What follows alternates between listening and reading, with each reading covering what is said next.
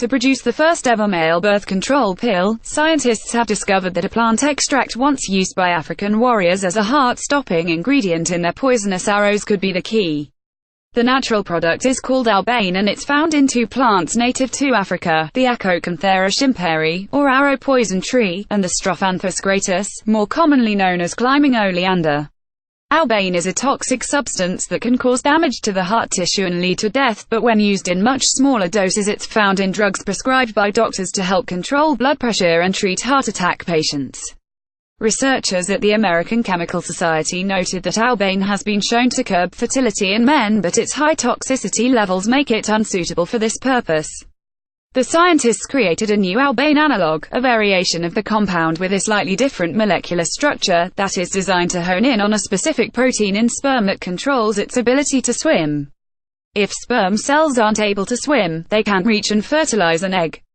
Must you completely clear your system of birth control pills before getting pregnant? The team tried out the Albane compound on rats and discovered that it made them infertile, but also proved safe to the animal's overall health, the study published in the Journal of Medicinal Chemistry said. The scientists also believe that the effects of the pill are completely reversible, like the widely used female birth control pill. New sperm cells were not affected once Albane left the rats' systems. This potential male birth control pill has not been tested on humans, but the research is an encouraging step toward leveling the playing field of male and female contraceptive options. Tribune News Service: hot yoga no better than cold, practiced in rooms heated to 40 degrees Celsius 104 degrees Fahrenheit. Bikram yoga is no better for your health than other, cooler forms of the ancient discipline, scientists said on Friday. Proponents claim the hot, humid workout, which puts sweaty participants through a series of 26 poses, burns more calories than yoga performed at room temperature, and is better at flushing out toxins. Others have pointed to potential dangers such as dehydration and heat stroke. A study published in the journal Experimental Physiology found that yoga was beneficial regardless of whether it was done in a hot room or at ambient temperature. Both forms reduced changes in the lining of blood vessels that can lead to heart disease, and appeared to delay the progression of plaque buildup in arteries that can cause heart attacks or stroke. The findings highlight yoga's effectiveness in the absence of a heated practice environment, in improving vascular health, the study authors write. Why a Hong Kong outdoor aerial yoga teacher is making a splash with her over-water classes. The findings were important, they add, given the increased propensity toward heat intolerance in aging adults. The team enrolled 52 sedentary but apparently healthy adults aged 40 to 60 for the trial. They were divided into 3 groups, 2 of which did yoga 3 times a week for 12 weeks, and a third control group which did none. One of the yoga groups exercised in a room heated to 40.5 degrees, the other at 23 degrees. The heated environment did not seem to play a role in eliciting improvements in vascular health with Bikram yoga, says study co-author Stacy Hunter of Texas State University. AFP: new engineered flu virus shows promise for vaccine experiments in lab. Animals have shown signs of success for a newly engineered flu virus that may lead one day to a more effective vaccine, say researchers. Trials in humans are still a long way off, but the report in the U.S. journal Science earned praise from experts, who described it as a promising first step toward better prevention of the flu.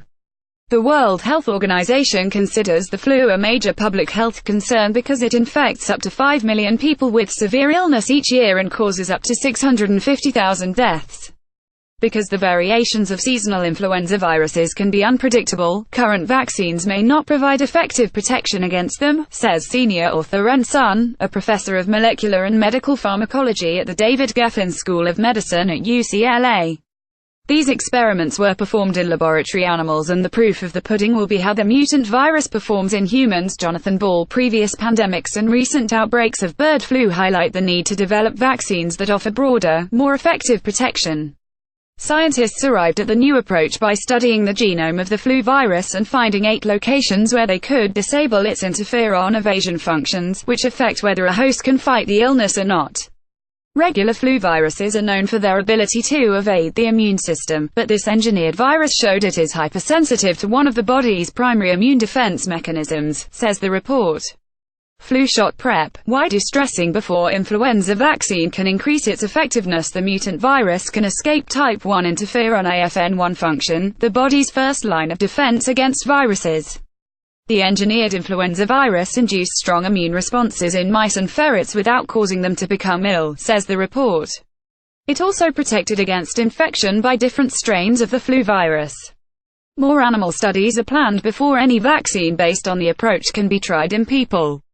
Jonathan Ball, professor of molecular virology at the University of Nottingham, describes the paper as a neat bit of science.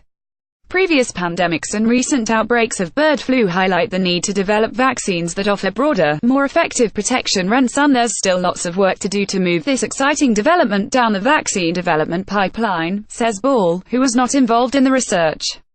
These experiments were performed in laboratory animals, and the proof of the pudding will be how the mutant virus performs in humans, especially those who have been exposed to multiple strains of virus and might already have built up a degree of immunity.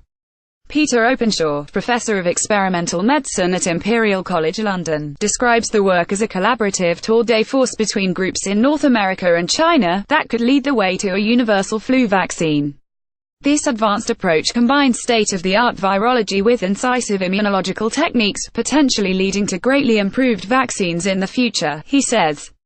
However, there are many hurdles to be overcome, moving from pre-clinical through to clinical testing and ultimately to incorporation into standard vaccine schedules.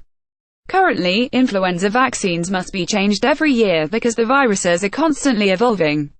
Their effectiveness typically ranges from 30 to 60%. AFP